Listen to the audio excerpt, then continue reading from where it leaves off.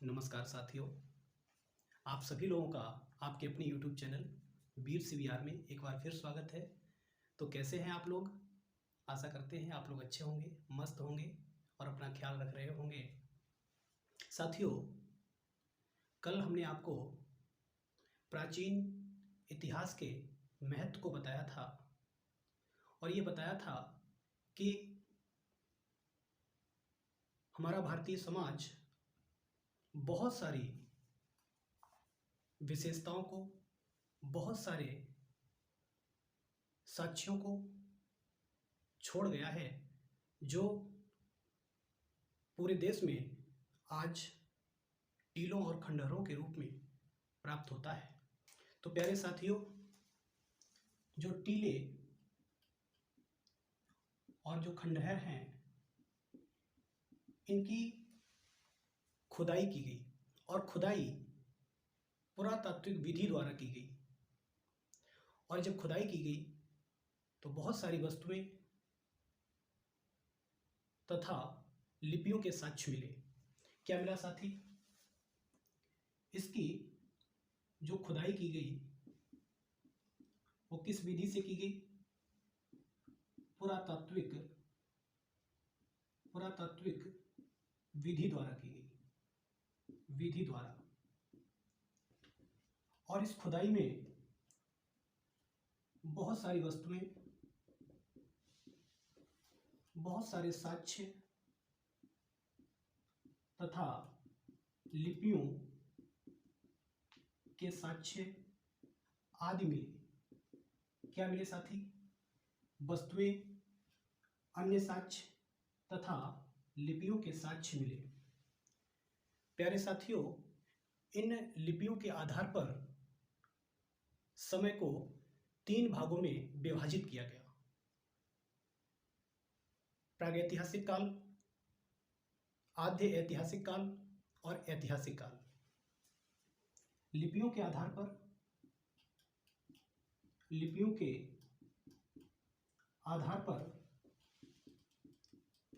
पर समय को कितने भागों में साथी विभाजित किया गया है? 3 भागों में। 3 भागों में विभाजित किया गया।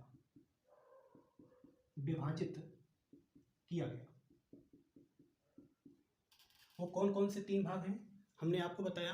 पहला भाग प्रागैतिहासिक काल, दूसरा भाग आद्य ऐतिहासिक काल और तीसरा ऐतिहासिक काल। तो पहला है प्रागैतिहासिक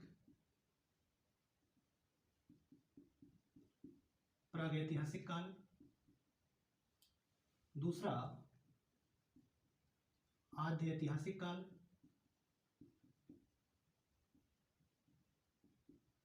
और तीसरा ऐतिहासिक काल। साथियों, प्रागैतिहासिक काल वह समय है जिस समय में लिपि के कोई साक्ष्य प्राप्त नहीं होते हैं। क्या प्राप्त नहीं होता है? इस काल में लिपि के साक्ष्य नहीं मिलते हैं। अर्थात उस समय किसी भी लिपि का कोई विकास नहीं हुआ था। आद्य ऐतिहासिक काल में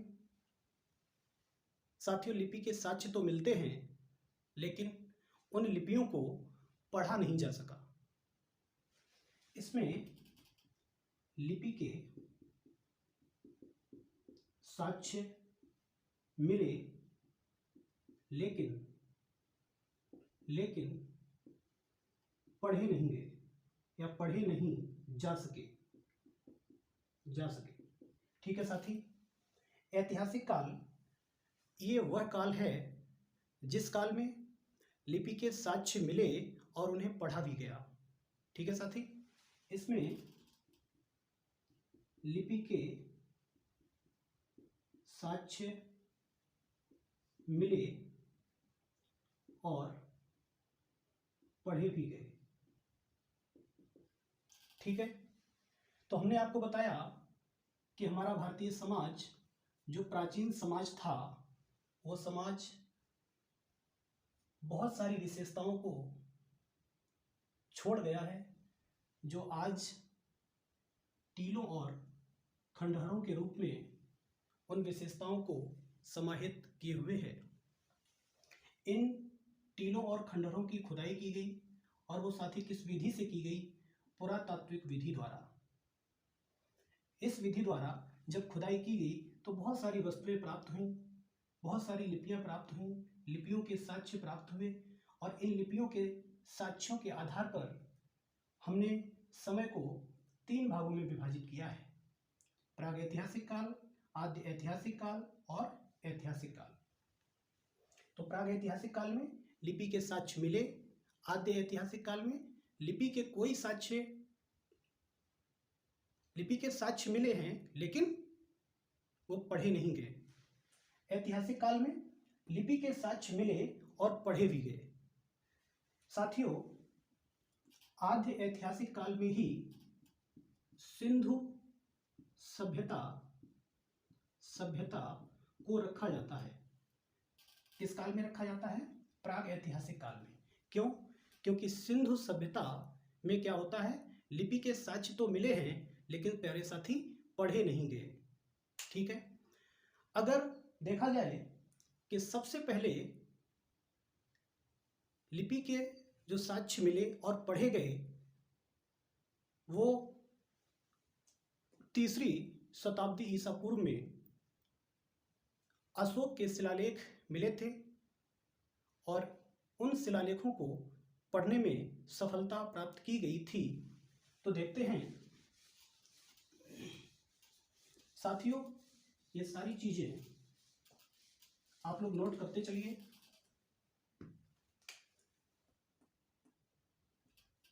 अशोक के, या हम कह सकते हैं कि सर्वप्रथम जो शिलालेख पढ़े गए वो किसके थे? सम्राट अशोक महान के। किसके थे साथी? सम्राट अशोक महान के वो शिलालेख थे और इनको पढ़ने में जो सफलता हासिल की थी वो किसने की थी? जेम्स प्रिंसिप ने। किसने साथी? जेम्स प्रिंसिप ने इन्हें पढ़ने में सफलता हासिल की थी। और कब पढ़े गए थे?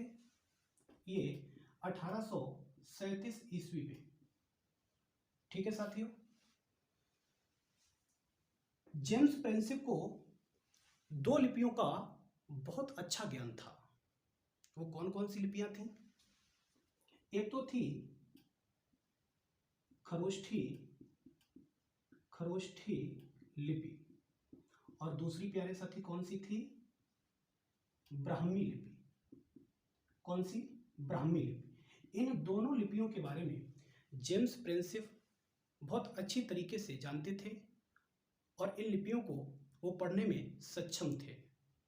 अर्थात अशोक के जो शिलालेख इन्होंने पढ़े वो शिलालेख खरोष्ठी लिपि तथा ब्राह्मी लिपि में थे। साथियों, जेम्स प्रिंसिप इन्होंने ही जो बनारस शहर है, बनारस शहर की जो स्थापना की थी वो जेम्स प्रिंसिप ने ही की थी। उन्होंने बनारस शहर में बहुत सारा विकास कराया था और इसीलिए जेम्स प्रिंसिप को कहीं कहीं भारतीय इतिहास में बहुत ही शिद्दत के साथ उनको देखा जाता है। जेम्स प्रिंसिप ने बनारस शहर बसाया था। क्या किया था? जेम्स प्रिंसिप ने ही ये बनारस शहर बसाया था। जेम्स प्रिंसिप ये 41 वर्ष की उम्र में 41 वर्ष की उम्र में सन 1840 में इनका निधन हो जाता है। क्या हो जाता साथी? निधन हो जाता है। और इनकी स्मृति में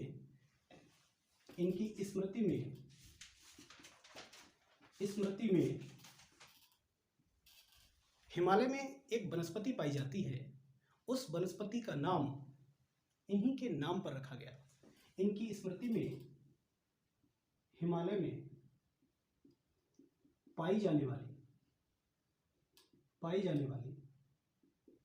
एक विशेष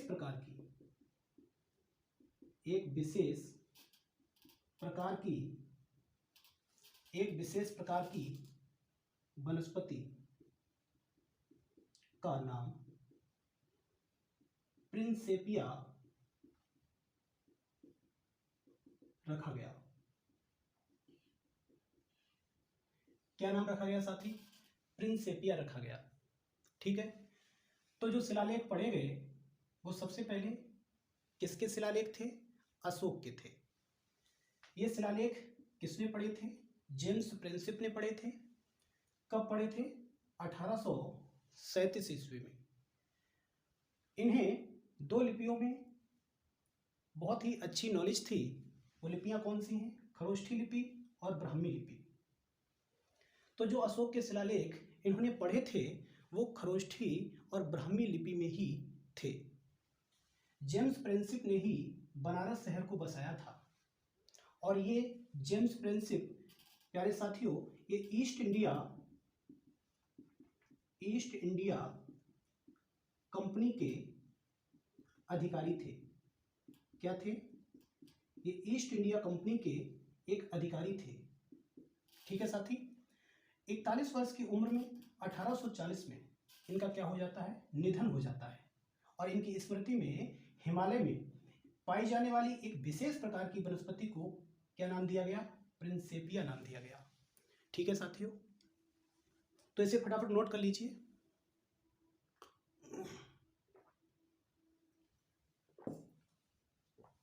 नोट कर लिया होगा।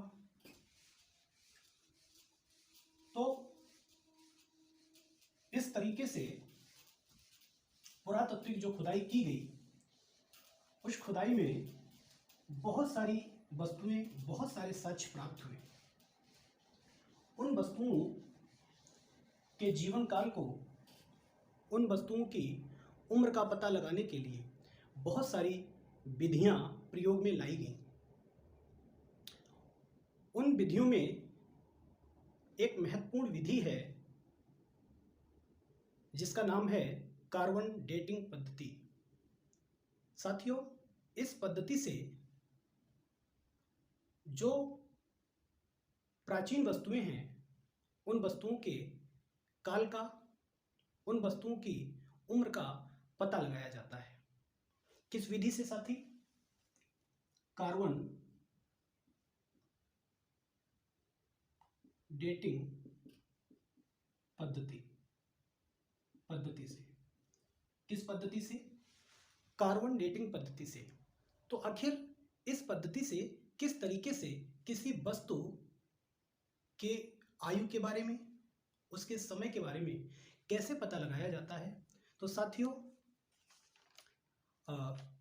हमारे वायुमंडल में कार्बन के 3 समस्थानिक पाए जाते हैं। कितने समस्थानिक? 3 समस्थानिक। वायुमंडल में कार्बन के 3 समस्थानिक पाए जाते हैं।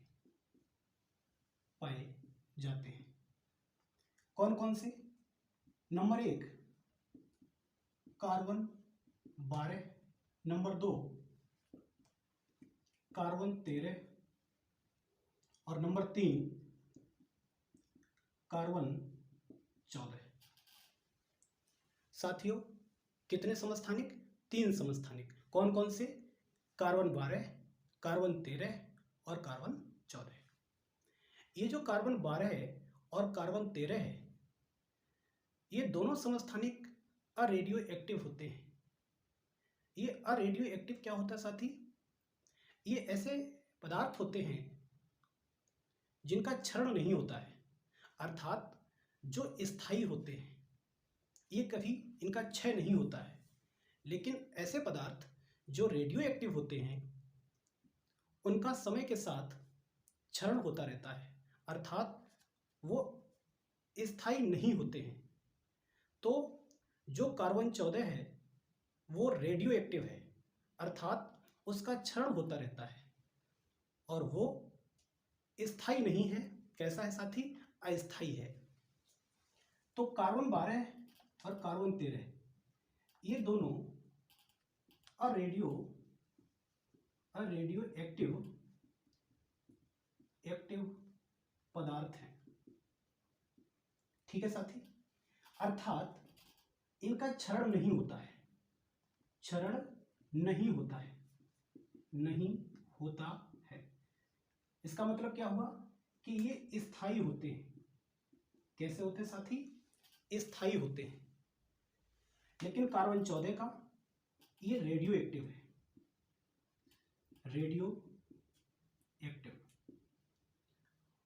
इसलिए इसका क्षरण होता रहता है,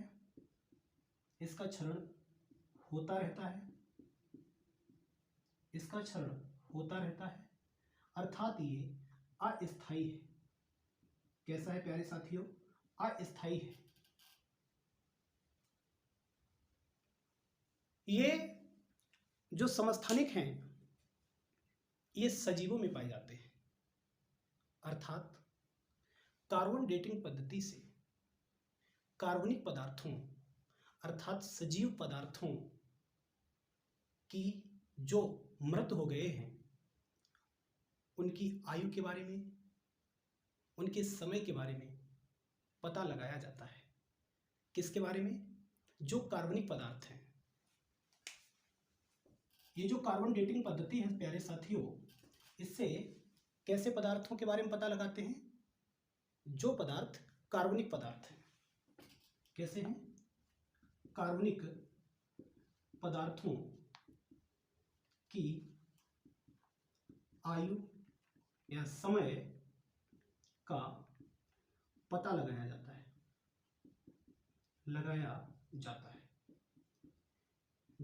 है, साथ ही कई बार ये क्वेश्चन पूछा गया कि कार्बन डेटिंग पद्धति से किन पदार्थों की आयु का पता लगाते हैं। तो ऑप्शन में आपको दे रखा होता है कार्बनिक पदार्थों, अकार्बनिक पदार्थों, या इनमें से कोई नहीं, या इनमें से दोनों। तो साथियों याद रखिए कि इस पद्धति से सदैव कार्बनिक पदार्थों की आयु, उनके समय का पता लगाया जाता है। फटाफट साथियों नोट कर लीजिए।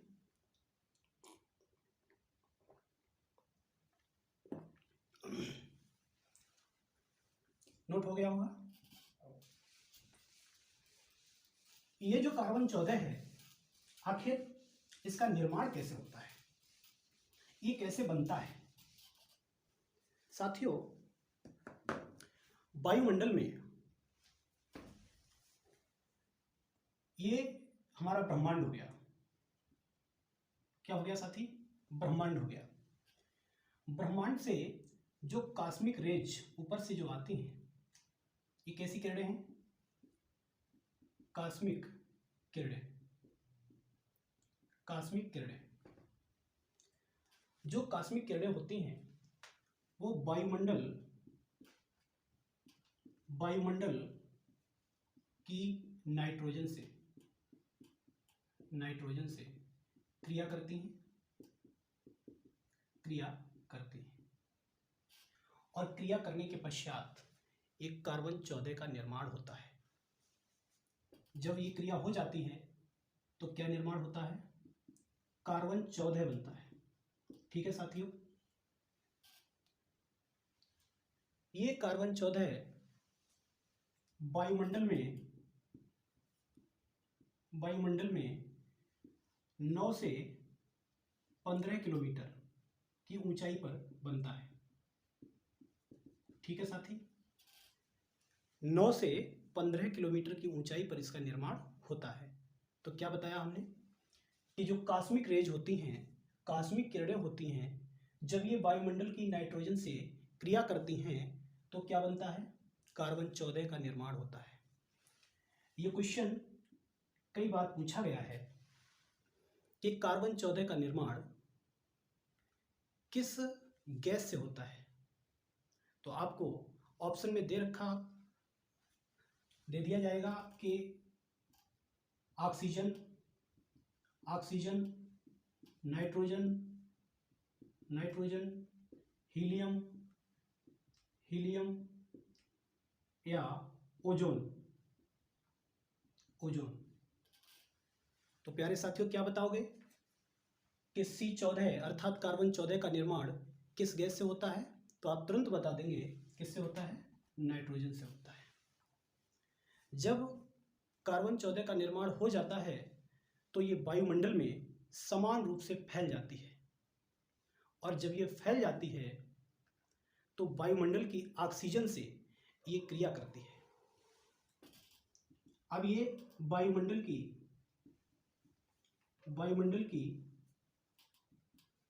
ऑक्सीजन से क्रिया करती है, और जब ये वायुमंडल की ऑक्सीजन से क्रिया करती है तो प्यारे साथी ये CO2 का निर्माण करती है। किसका निर्माण करती है? CO2 का निर्माण होता है। अर्थात कार्बन 14 वायुमंडल की ऑक्सीजन से क्रिया करने के फलस्वरूप किसका उत्पादन करती है? ये कार्बन डाइऑक्साइड का उत्पादन करती है। और ये जो कार्बन डाइऑक्साइड है, जो पेड़ पौधे हैं प्रकाश संश्लेषण के दौरान इस कार्बन डाइऑक्साइड का उपयोग करते हैं, और ये कार्बन C14 उनके अंदर भी चला जाता है। और जब उन वनस्पतियों को मानव अपने उपभोग में लेता है, अर्थात अपने भोजन आदि के रूप में लेता है, जानवर उन वनस्पतियों को खाते हैं, तो कार्बन C14 उनके शरीर में भी पहुंच जाता है। तो इतना सारा कुछ समझ में आया होगा। जो ब्रह्मांड से जो कॉस्मिक रेज आती हैं वो वायुमंडल की नाइट्रोजन से क्रिया करती हैं, और जब वो वायुमंडल की नाइट्रोजन से क्रिया करती हैं तो कार्बन 14 का निर्माण होता है। और जब कार्बन 14 का निर्माण हो जाता है, ये वायुमंडल की ऑक्सीजन से क्रिया करके CO2 का निर्माण करता है, और ये CO2 पेड़ पौधे लेते हैं, और उनके माध्यम से अन्य जीवधारियों के अंदर भी कार्बन C14 पहुंच जाता है। ठीक है साथी?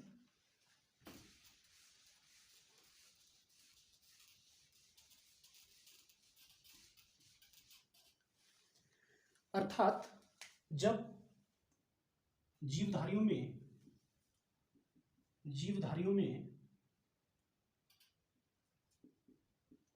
कार्बन 14 पहुंच जाता है और इनके मृत हो जाने पर क्या होता है साथी कि जो कार्बन 14 है, हमने आपको बताया कि वो अस्थायी होता है। कैसा होता है? अस्थायी होता है।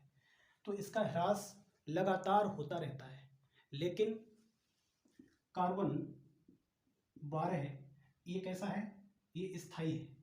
ये कैसा है? स्थायी है। तो इसका ह्रास नहीं होता है। तो इन दोनों में जब भी किसी कार्बनिक पदार्थ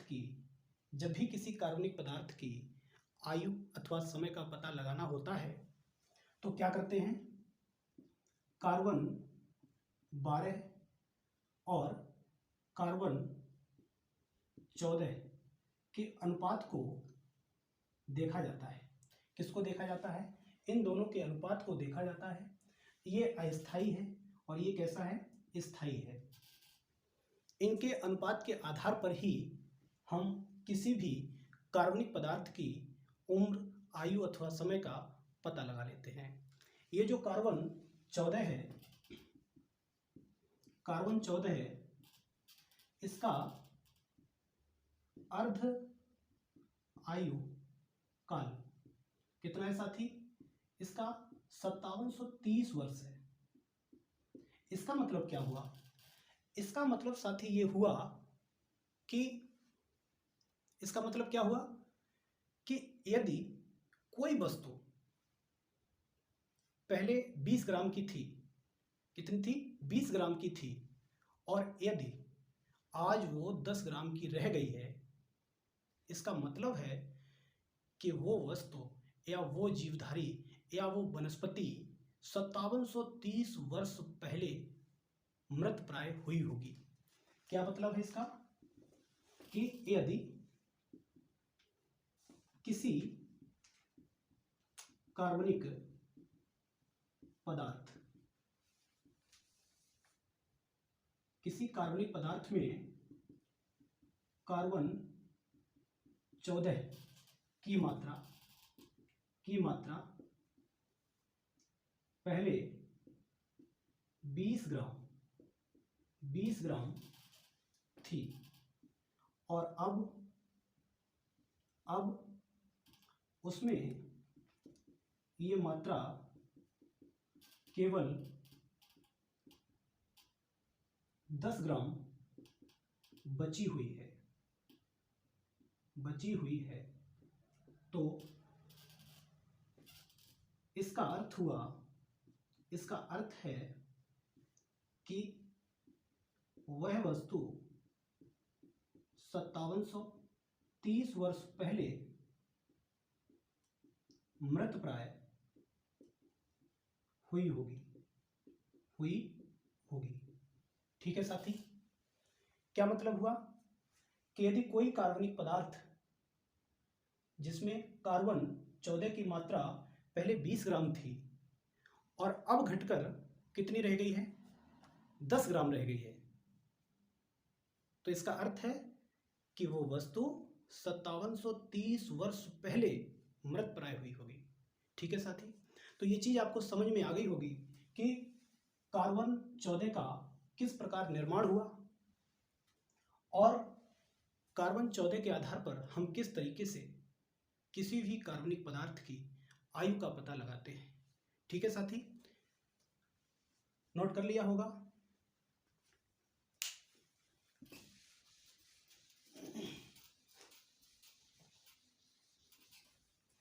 साथियों, कार्बन C14 अर्थात कार्बन 14, जिसे C14 भी लिख दिया जाता है, इसकी खोज सबसे पहले C14 या कार्बन 14, इसकी जो खोज की थी वो एक अमेरिका के वैज्ञानिक हैं जिनका नाम है लिब्बी महोदय।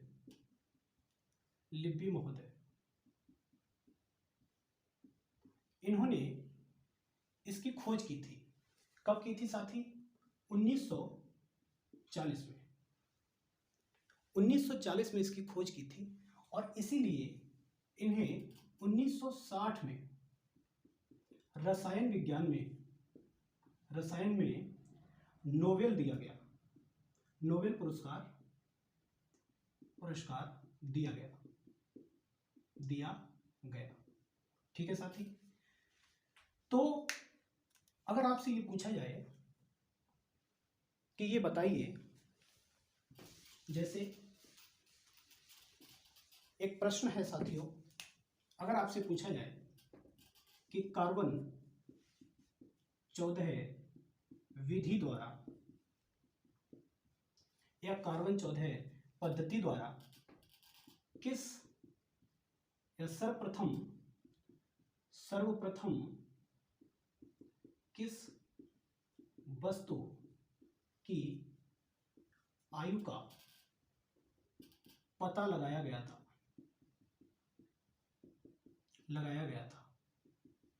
ऑप्शन लकड़ी, बी ऑप्शन चट्टान, सी ऑप्शन मानव हड्डी, डी ऑप्शन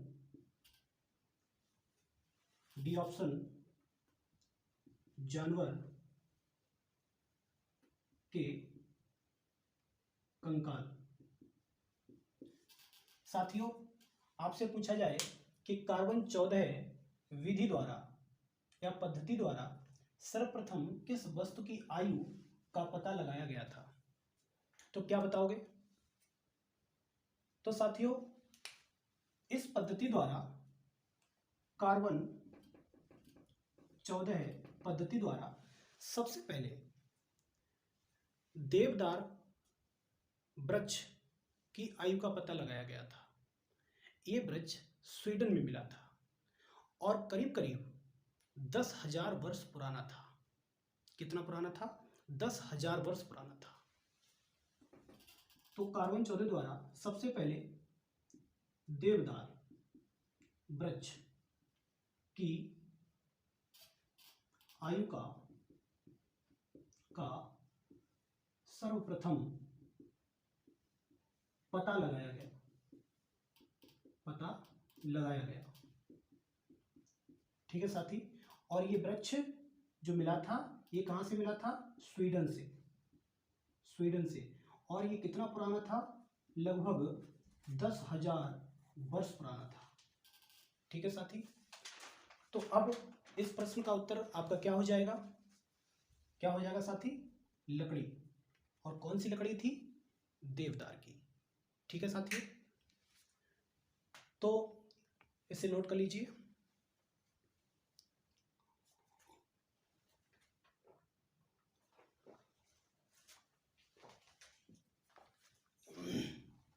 नोट हो गया होगा। तो प्राचीन काल में बहुत सारे सिक्के प्राप्त हुए और उन सिक्कों के माध्यम से ऐतिहासिक जानकारी का पता लगाया जाता है। साथियों, प्राचीन काल में बहुत सारे सिक्के प्राप्त हुए।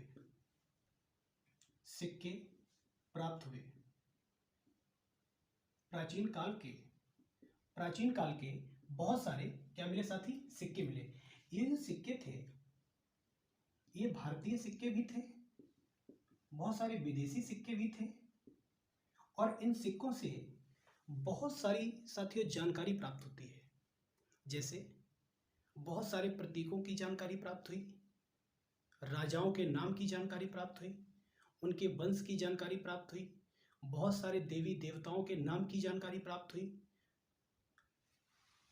तो कह सकते हैं कि प्रतीकों की जानकारी मिली। इसी तरीके से राजाओं के बारे में जानकारी मिली, देवताओं के बारे में जानकारी मिली, और कई राजवंशों के बारे में जानकारी मिलती है। ठीक है साथी। अर्थात सिक्के किसी भी राजवंश की जानकारी इकट्ठी करने में सिक्कों ने अपनी बहुत बड़ी भूमिका निभाई। सिक्के सबसे ज्यादा ये मौर्य काल के बाद सिक्कों का प्रचलन तेजी से बढ़ा। और ये सिक्के कई प्रकार की धातुओं से बने होते थे। जैसे कांसे एक धातु है, इसके भी बने होते थे। तांबा, चांदी, सोना, प्रोटीन, इन सभी से सिक्के बने होते थे। जो सोने के सिक्के हैं, अर्थात जो स्वर्ण मुद्राएं, ये सबसे ज्यादा बहुत बड़ी मात्रा में गुप्त शासकों ने सोने के सिक्के चलवाए थे। किसके सिक्के? सोने के। तो स्वर्ण मुद्राएं सर्वाधिक मात्रा में सर्वाधिक मात्रा में गुप्त शासकों ने चलवाए थे। ठीक है साथी, तो इससे क्या पता चलता है कि गुप्त शासकों ने सबसे ज्यादा सोने के सिक्के चलवाए थे। इससे ये पता चलता है कि गुप्त काल में व्यापार और वाणिज्य की स्थिति काफी विकसित थी, अर्थात व्यापार और वाणिज्य अपनी उन्नत अवस्था में था, अपनी बहुत ज्यादा चरम अवस्था में था। ठीक है साथी, नोट कर लिया होगा।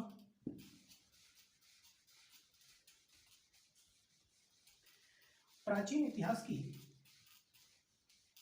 जानकारी के लिए अन्य भी बहुत सारे स्रोत हैं। उनमें जैसे यदि हम प्राचीन इतिहास के राजस्व से संबंधित या भूमि से संबंधित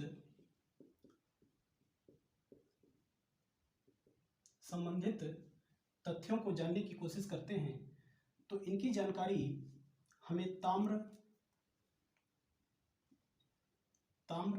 लेख में मिलती है। अर्थात ये ताम्र लेख क्या है? ये तांबे की एक पतली चादर होती है। क्या होती है साथी? एक पतली चादर होती है। उस चादर पर भूमि किसको दान में दी गई थी, भूमि से रिलेटेड क्या नियम थे, क्या कानून थे, क्या व्यवस्थाएं थीं, उनके बारे में इन पर लिखा गया है। इसी तरीके से पांडुलिपियां होती थी। पांडुलिपियां, इनसे भी हमें जानकारी प्राप्त होती है। और ये जो पांडुलिपियां होती थी ये भेड़ के चमड़े से निर्मित होती थी।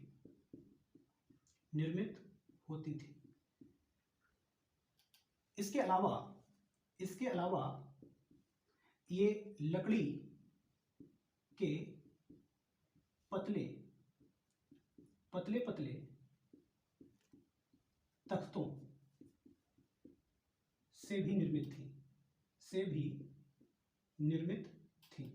ठीक है साथी, राजस्व संबंधित या भूमि से संबंधित कोई भी कानून, कोई भी नियम, कोई भी व्यवस्था को यदि देखते हैं तो वो व्यवस्था हमें ताम्र लिपियों में या ताम्र लेख में जो तांबे की एक पतली चादर होती है उस पर लिखा जाता था। पांडुलिपियों में भी इसकी जानकारी प्राप्त होती है जो भेड़ के चमड़े से निर्मित होती थी और लकड़ी के पतले तख्तों से भी क्या होती थी साथी? निर्मित होती थी। इसके अलावा नोट कर लीजिए साथी,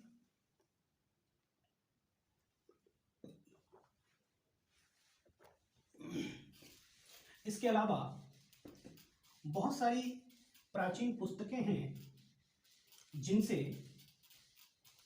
अन्य ऐतिहासिक जानकारियां प्राप्त होती हैं। हालांकि प्राचीन पुस्तकें अधिकांशतः धर्म पर आधारित थी। जो प्राचीन पुस्तकें हैं उनसे भी हमें जानकारियां प्राप्त होती हैं, जैसे वेद हो गए, वेदांग हो गए, इसी तरीके से रामायण हो गई, महाभारत और पुराण। इन सब से, वेदों से, वेदांग से, रामायण से, महाभारत से, पुराणों से, इसी तरीके से कल्पसूत्र से, सुल्व सूत्र से बहुत सारी जानकारियां प्राप्त होती हैं। साथियों, ये जो कल्पसूत्र है ये वेदांग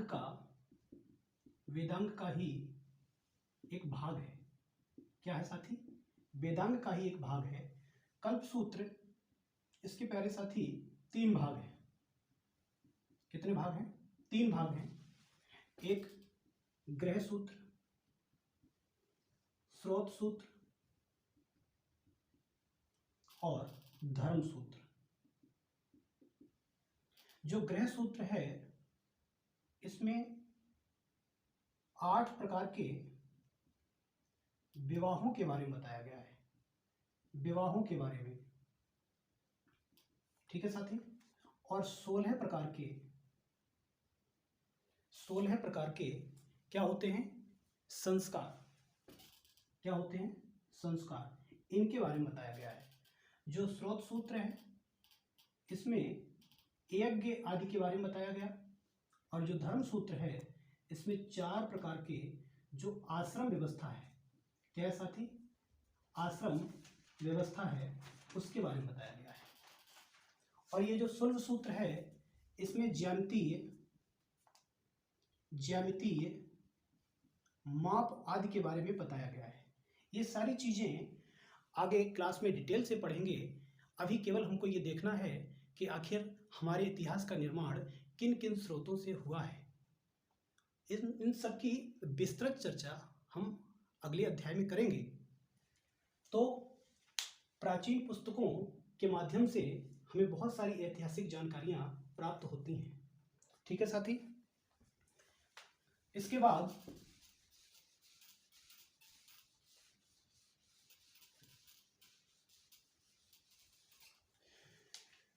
जो एक पुस्तक है जो पाणिनि ने लिखी है, पाणिनि, इन्होंने अष्टाध्यायी, क्या लिखी साथी, अष्टाध्यायी। अष्टाध्यायी में कितने अध्याय हैं साथी, 8 अध्याय, 8 अध्याय, और इसीलिए इसका नाम क्या पड़ गया, अष्टाध्यायी, ठीक है। ये संस्कृत का व्याकरण है, क्या है साथी, संस्कृत का व्याकरण है। और इस पुस्तक में क्या जानकारी हमें मिलती है, मौर्य काल से या मौर्य काल के पूर्व की जानकारी प्राप्त होती है, ठीक है साथी। इसके बाद एक और पुस्तक लिखी गई है जो अष्टाध्यायी पर टीका के नाम से जानी जाती है। वो किसने लिखी है, पतंजलि ने। किसने लिखी, पतंजलि ने। कौन सी पुस्तक लिखी, अर्थात हम कह सकते हैं कि इन्होंने अष्टाध्यायी पर टीका लिखी है, और इसको किस नाम से जाना गया, महाभाष्य। किस नाम से साथी जाना गया, महाभाष्य। तो इसमें किसकी जानकारी दी गई है, मौर्य काल के बाद के समय की, ठीक है साथी। अर्थात मौर्योत्तर काल के बारे में क्या लिख सकते हैं, मौर्योत्तर काल के बारे में किसमें बताया गया है, महाभाष्य में। तो साथी पाणिनि ने अष्टाध्यायी लिखी, इसमें 8 अध्याय हैं, और ये किसका व्याकरण है, संस्कृत का व्याकरण है। क्या बताया गया इसमें, मौर्य काल से पूर्व की जो भी जानकारियां हैं वो लगभग अष्टाध्यायी में प्राप्त होती हैं। पतंजलि ने अष्टाध्यायी पर एक टीका लिखी है जिसका नाम क्या है, महाभाष्य, और इसमें मौर्योत्तर काल के बारे में बताया गया। किसके बारे में, मौर्योत्तर काल के बारे में। लेकिन साथी अगर आपसे ये पूछा जाए कि पहले व्याकरणाचार्य कौन हुए हैं, तो आप क्या बताओगे साथी, पाणिनि हुए हैं। और पहला व्याकरणिक ग्रंथ कौन सा है, तो अष्टाध्यायी है। दूसरे व्याकरणाचार्य कौन हुए, तो पतंजलि हुए। और दूसरा व्याकरणिक ग्रंथ कौन सा है, तो साथी क्या हो जाएगा, महाभाष्य। पहले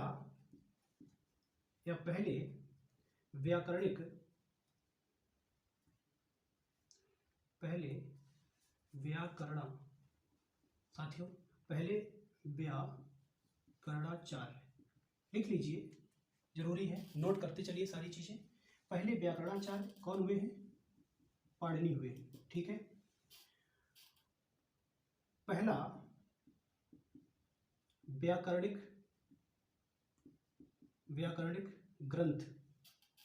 ग्रंथ कौन सा है? अष्टाध्यायी। ठीक है साथी। पहले अब यहां पर लिख लीजिए आप दूसरे व्याकरणाचार्य कौन हुए हैं साथी? पतंजलि। और दूसरा व्याकरणिक ग्रंथ कौन सा हुआ है? महाभाष्य। ठीक है साथी, नोट कर लिया होगा। इसी तरीके से कौटिल्य ने एक पुस्तक लिखी जिसका नाम है अर्थशास्त्र। इन्होंने अपनी पुस्तक में मौर्य काल के बारे में काफ़ी जानकारियां प्रदान की। तो कौटिल्य ने अपनी पुस्तक, क्या नाम है साथी पुस्तक का? कौटिल्य की पुस्तक है अर्थशास्त्र। तो इन्होंने इस पुस्तक में मौर्य काल के बारे में बताया है। ठीक है साथी। ये जो कौटिल्य थे वो चंद्रगुप्त मौर्य के क्या थे साथी? प्रधानमंत्री थे। ठीक है। इनके जो पिताजी थे, पिता का नाम चणक था। क्या नाम था? चणक। और इन्हीं के नाम की वजह से इनको भी क्या कहा जाने लगा साथियों? क्या कहा जाने लगा? कौटिल्य, या हम इनको कह सकते हैं चाणक्य। ठीक है। चाणक्य का ही दूसरा नाम क्या है? कौटिल्य है। ठीक है साथी। इसी प्रकार से एक व्यक्ति हुए हैं कालिदास। साथियों, कालिदास के लेखन से हमें गुप्त काल के बारे में कुछ जानकारियां प्राप्त होती हैं।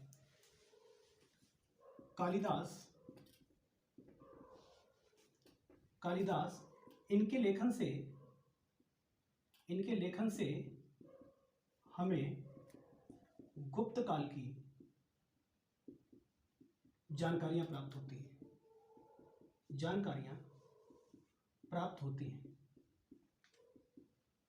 ठीक है साथी। इसी तरीके से एक और व्यक्ति हुए हैं जिनका नाम है मेगस्थनीज। क्या नाम है? मेगस्थनीज। इन्होंने एक पुस्तक लिखी है इंडिका। क्या लिखी? इंडिका। और इंडिका में इन्होंने मौर्य काल के बारे में बताया है। किसके बारे में बताया है? मौर्य काल के बारे में बताया है। ठीक है साथी। किसके बारे में? मौर्य काल के बारे में। तो मेगस्थनीज ये एक राजदूत था। ठीक साथी। ये मौर्य काल में भारत में आया था। इसने पाटलिपुत्र नगर के बारे में विस्तृत वर्णन किया है। और इसी ने प्यारे साथियों ये बताया था कि पाटलिपुत्र जो नगर है वो भारत का सबसे बड़ा नगर है और इस नगर में अधिकांश घर लकड़ी के बने हैं। ये सारी जानकारी मेगस्थनीज ने ही दी थी। एक और पुस्तक है साथी जिसका नाम है Periplus of the इरेथ्रियन C. Periplus of the इरेथ्रियन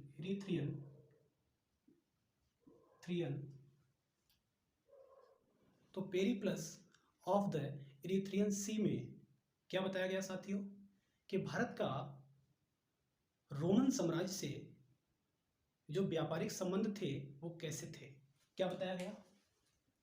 Bharat और रोमन साम्राज्य के व्यापारिक संबंधों के बारे में। क्या बताया गया साथी? भारत और रोमन साम्राज्य के व्यापारिक संबंध इसमें बताए गए हैं। और इसके जो लेखक हैं, ये साथी लेखक अज्ञात हैं। ये एक यूनानी नाविक था, उसने लिखी थी।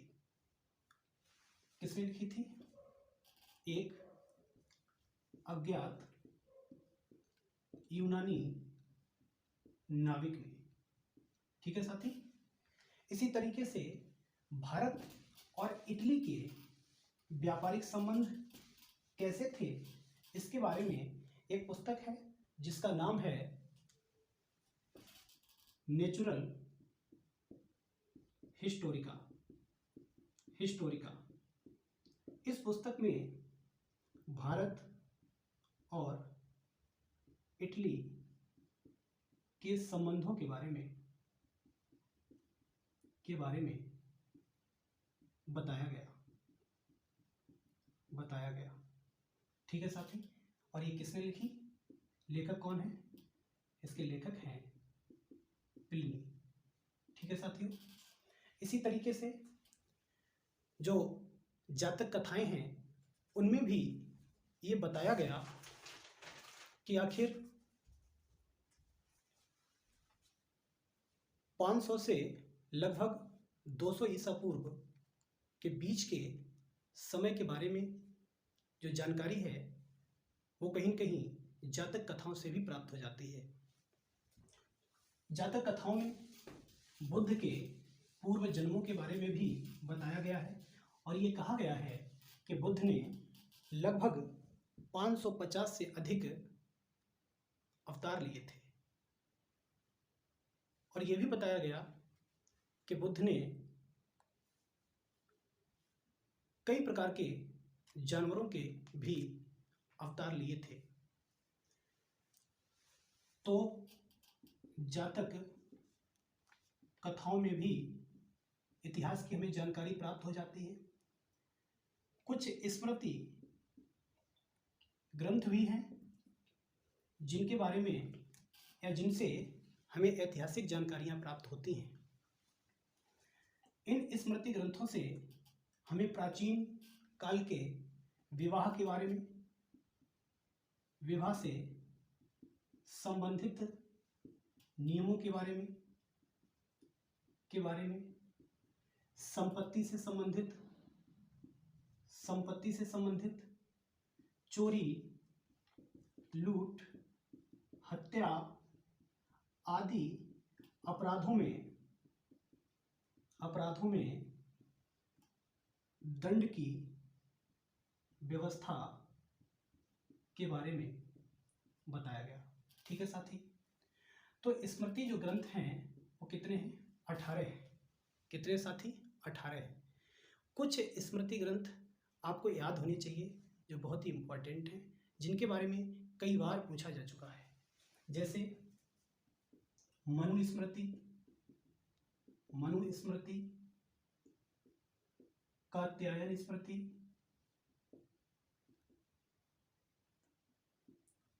स्मृति,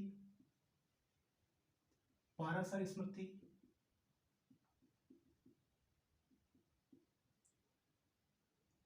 चौथा है वशिष्ठ स्मृति, बृहस्पति स्मृति, नारद स्मृति, देवल स्मृति और याज्ञवल्क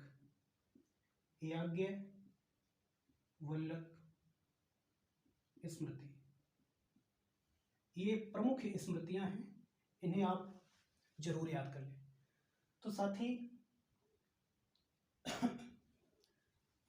नोट कर लिया होगा। इनको आप याद कैसे रखोगे? जिस तरीके से आप देख रहे हैं हमको याद है, इसी तरीके से आपको भी याद हो जाएगा। देखिए, मनु महाराज या मनु का मनु का पारा बस से बाहर है। ठीक है, तो जब मनु का पारा बस से बाहर है तो ये नारद जी के साथ कहाँ जाते हैं साथी? देवलोक में जाते हैं और वहां याज्ञवल्क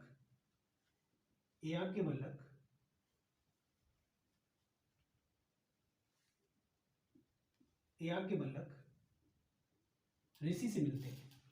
ठीक है साथी, मनु का पारा बस से बाहर हो गया तो वो नारद जी के साथ देवलोक में याज्ञवल्क ऋषि से मिलने जाते हैं। तो इससे साथी आपको 8 स्मृतियां याद हो जाएंगी। मनु से क्या हो जाएगा? मनु स्मृति। का से क्या हो जाएगा? कात्यायन स्मृति। पारा से पाराशर स्मृति। बस से वशिष्ठ स्मृति। बाहर, यहां से आप इसको रिलेट कर लीजिए। बाहर का मतलब है वह। ठीक है साथी, तो बृहस्पति। ठीक, नारद से आप रिलेट कर लो, नारद स्मृति। देव से देवल स्मृति और याज्ञवल्क से याज्ञवल्क स्मृति। ठीक है साथी, तो ये कुछ स्रोत थे जो ऐतिहासिक